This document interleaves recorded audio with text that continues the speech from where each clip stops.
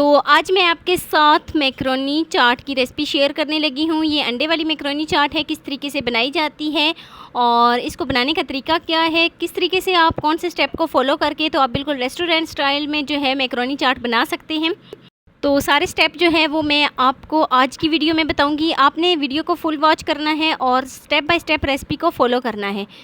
तो step by step आप recipe को फॉलो करोगे तो आपकी रेसिपी भी एक परफेक्ट तरीके से तैयार होगी। तो बिना टाइम वेस्ट किए वीडियो शुरू करते हैं। लेकिन वीडियो शुरू करने से पहले आप सबसे रिक्वेस्ट है कि चैनल पे न्यू है तो प्लीज़ चैनल को जल्दी से सब्सक्राइब कर दें और बेल आइकॉन को प्रेस कर दें ताकि मेरी डेली की वीडियो आप तक पहुँच सके।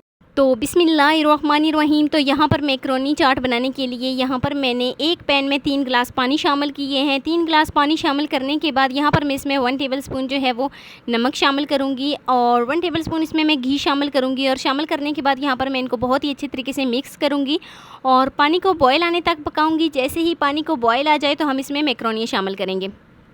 तो पानी को बॉयल आ गया है और यहाँ पर मैं इसमें मैक्रोनी शामिल करने लगी हूँ। तो मैक्रोनियाँ शामिल करने के बाद यहाँ पर मैं इसको बहुत ही अच्छे तरीके से मिक्स करूँगी। अच्छा, ये मैक्रोनियाँ जो हैं ये मेरे पास वज़न में 1 पाव थी। तो यहाँ पर मैंने इस तरीके से मोटे मोटे 3 अदद आलू लिए हैं, उनको कट कर लिया है। तो यहाँ पर मैं इनको भी साथ ही शामिल करूँगी ताकि मैक्रोनियों के साथ आलू भी हमारे बहुत ही अच्छे तरीके से सॉफ्ट हो जाए। तो यहाँ पर मैं इसको कवर कर दूँगी 7 से 8 मिनट के लिए ताकि मैक्रोनियाँ और आलू जो हैं वो बहुत ही अच्छे तरीके से सॉफ्ट हो जाए।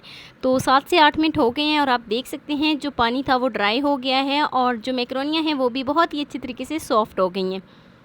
तो यहाँ पर अब हम क्या करेंगे कि एक छन्नी लेंगे और छन्नी में इस तरीके की छन्नी लेंगे और छन्नी में मैक्रोनियों को निकाल लेंगे और मैक्रोनियों को यहाँ पर 3 से 4 मरतबा ठंडे पानी में से गुजारेंगे ताकि मैक्रोनियाँ जो हैं वो अलग-अलग हो जाएं।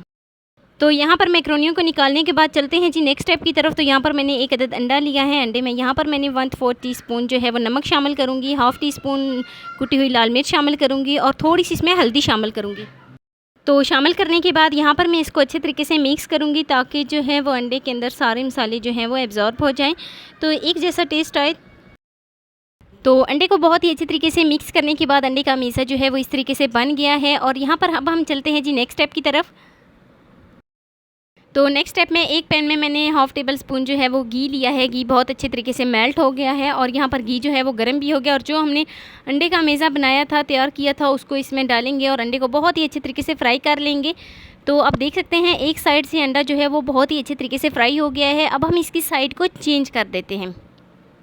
तो यहाँ पर मैं इसको फ़ोल्ड करूँगी इस तरीके से और फ़ोल्ड करने के बाद यहाँ पर मैं इसकी साइड को चेंज करूँगी ताकि दोनों साइडों से बहुत ही अच्छे तरीके से पक जाए और अंडे का कच्चापन जो है वो ख़त्म हो जाए। तो यहाँ पर मैं इसको एक प्लेट में निकाल लेती हूँ। अंडा जो है वो बन गया है। तो यहाँ पर चलते हैं जी नेक्स्ट स्टेप की तरफ।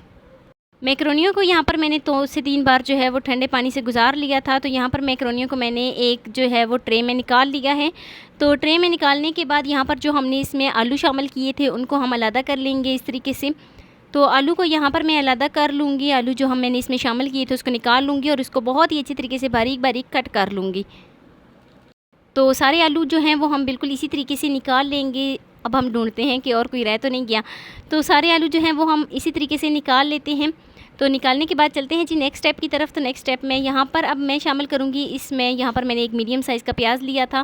प्याज को मैंने इस तरीके से चॉप कर लिया था। तो यहाँ पर मैं इसमें प्याज शामिल करूँगी और तो लाइट भी चली गई है। तो यहाँ पर मैं इसमें शामिल करूँगी बारीक कटे हुए टमाटर। तो टमाटर शामिल करने के बाद यहाँ पर मैं इसमें शामिल करूँगी अब आलू को मैंने बॉयल किया था और इस तरीके से मैंने इनको कट कर लिया था। तो यहाँ पर अब मैं इनमें शामिल करूँगी आलू और यहाँ पर मैं इसमें 1 टेबलस्पून जो है वो चाट मसाला शामिल करूँगी और चाट मसाला शामिल करने के बाद यहाँ पर मैं इसको बहुत ही अच्छे तरीके से मिक्स कर लूँगी। तो यहाँ पर मैं सारी चीज़ों को अच्छे तरीके से मिक्स कर लूँगी ताकि बिल्कुल एक जैसा जो जायका है वो आए। तो यहाँ पर लाइट तो चली गई है लेकिन मैंने मैक्रोनियों को छोड़ा नहीं है, क्योंकि अगर मैं मैक्रोनियों को छोड़ देती 1 घंटे के लिए, 2 घंटे के लिए, तो मैक्रोनियाँ जो हैं वो बहुत ज़्यादा सॉफ्ट हो जाती हैं और एक दूसरे के साथ चिपक जाती है और इनका जायका भी जो है वो ख़राब हो जाता। तो यहाँ पर मैंने जो अंडा फ्राई किया था वो इसमें शामिल करूँगी। उसको मैंने इस तरीके से बारीक बारीक काट लिया था। तो यहाँ पर मैं अंडा शामिल करूँगी और अंडा शामिल करने के बाद तो यहाँ पर मैं 1 से 2 अदद हरी मिर्च शामिल करूँगी। आप हरी मिर्च को बारीक बारीक काट कर तो इसके ऊपर शामिल करें। तो हरी मिर्च शामिल करने के बाद यहाँ पर मैंने नींबू लिया है। नींबू को जो है वो मैंने एक साइड जो है ऐसे ही रख दिया और दूसरी साइड को यहाँ पर मैंने बहुत ही अच्छी तरीके से निचोड़ लिया है। तो थोड़ा सा इसमें टेस्ट को बढ़ाने के लिए यहाँ पर मैंने नींबू शामिल किया है और ये है जी इसकी फ़ाइनल लुक। बहुत ही आसानी के साथ हमारी जो मैक्रोनी चाट है वो बनकर तैयार हो गई है। तो कैसी लगी जी मेरी आपको आज की वीडियो ज़रा सी भी अच्छी लगी हो तो लाइक कर देना। फर्स्ट टाइम है चैनल पे तो चैनल को लाजमी सब्सक्राइब कर देना और बेल आइकन को प्रेस कर देना ताकि मेरी डेली की वीडियो अब तक पहुंच सके। तो मिलते हैं नेक्स्ट वीडियो में एक मज़ेदार सी रेसिपी के साथ। अपना बहुत सारा ख्याल रखना। अल्लाह हाफिज़।